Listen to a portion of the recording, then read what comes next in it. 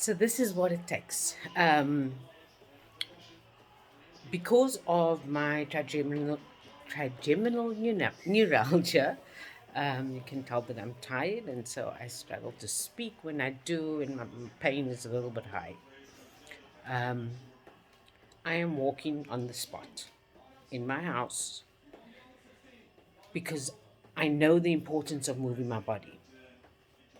And although I was out in nature today and yesterday with my family in ways that I needed more than I could even have realized I needed it. Um, I today I couldn't really get out of the car at all. Um, the wind was so bad that it caused way too much pain for me to really get out, which obviously affected my family's outing as well. Which, yeah, I hate that that's what has happened. That my daughters have grown up having to constantly consider whether or not I'm in pain before they can decide if they're going to enjoy themselves. That's not the point of this video.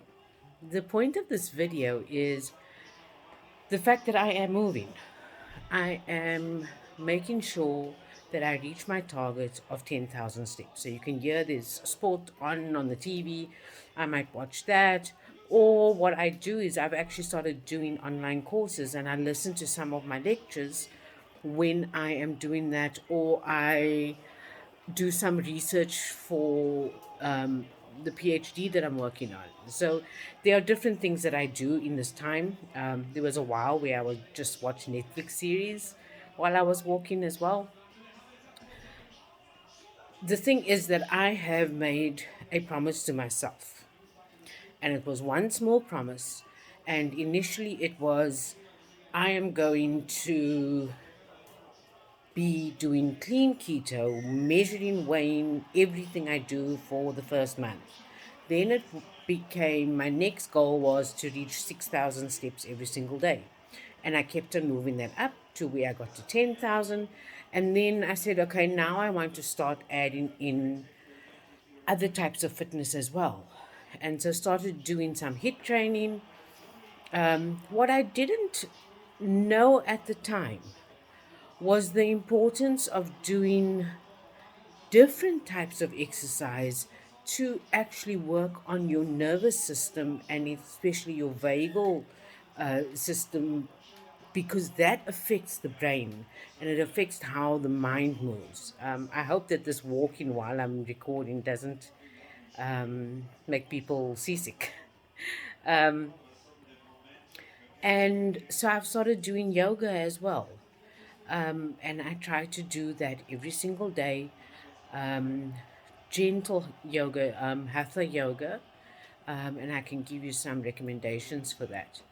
But within the blog post, I think I will speak a little bit more about it, but I thought I would almost summarize what I'm going to say there, and that is that I have a love hate relationship with this notion of being told by health professionals that you need to exercise and you need to lose weight to manage symptoms that you've come to them with. So when I first started going to the doctors, trying to find out what my pain was, where it was coming from, their response was always, you just need to lose weight. And then they would give me medication that would make me gain weight and then tell me I need to lose weight. And then they tried to give me medication that would make me lose weight, which then made my symptoms worse. So, yeah, it's a cycle. But I think that the issue is we have evidence in terms of research in physio, which is my field, that actually shows that exercise does help with managing pain. Just because of the endorphin release and because of the muscles being fed while you are exercising, it for weight loss, cardio is actually not the best. For weight loss, you need to do HIIT and strength training. Um, but in terms of just physical fitness, as a general rule of thumb, trying to do at least 30 minutes of activity per day. You don't have to run for 30 minutes, you don't have to go to the gym for 30 minutes. All you can do is give your house a thorough clean, and you will see that will probably be more than 30 minutes. Sweep and mop the floors. That counts as activity. Walk on the spot while you're watching the news. Have a dance party with your kids. But do something. Find something that you can do that your body allows. And maybe if you are able to get out there as the weather has started getting better, and take a nice long walk. Um, we are really blessed with a beautiful country, and I think just taking a walk, talking to your spouse or your kids or your friends at the end of the day is a nice way to be able to actually fuel both your body and your mind. And I hope that that is something that we can start bringing more into the discussion within the challenges, because I think, yes, your exercise is actually only like 20% of the 100% that is it requires to lose weight. 80% is actually what you put into your body.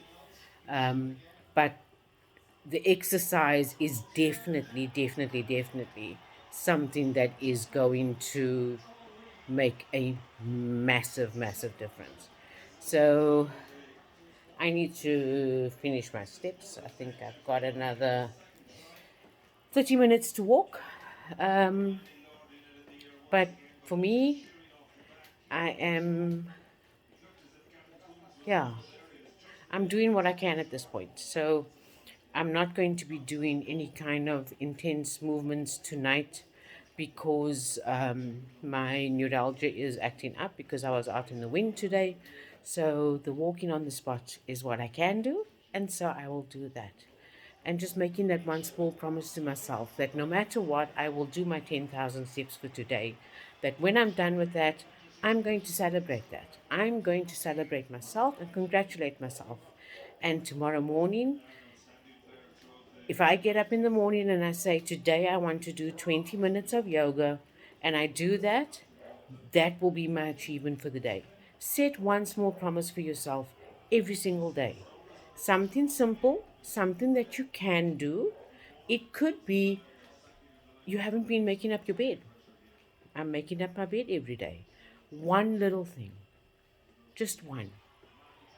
What your thing is that you want to do, it's up to you. What you are doing in this, actually, besides whether it's for physical fitness or anything else, what you're actually doing is you're learning to trust yourself and believe yourself. Because often what we do is we try something, it doesn't work out, whether it's in work, in health, whatever the case may be. And then the narrative becomes, I'm a failure. I can't do anything. I can't get anything right.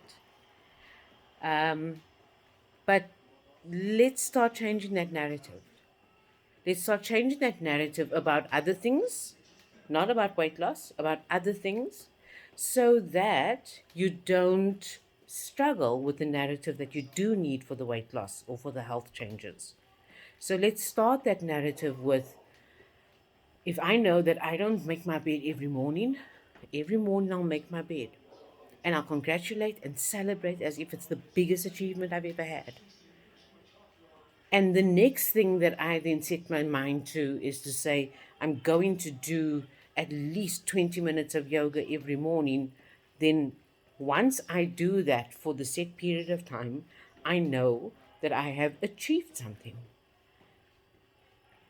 We need to retrain our bodies by retraining our minds. Retraining our minds to understand that we are capable of doing something, we are capable of achieving our goals.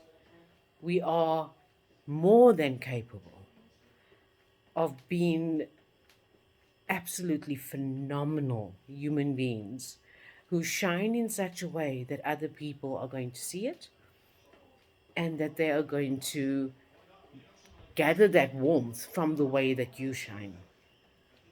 So I hope and know that you are going to get there. You are going to get to that point. Just the fact that you are on these challenges already tells me that you are shining. Whether you feel that you are shining only for yourself right now, it's perfectly fine.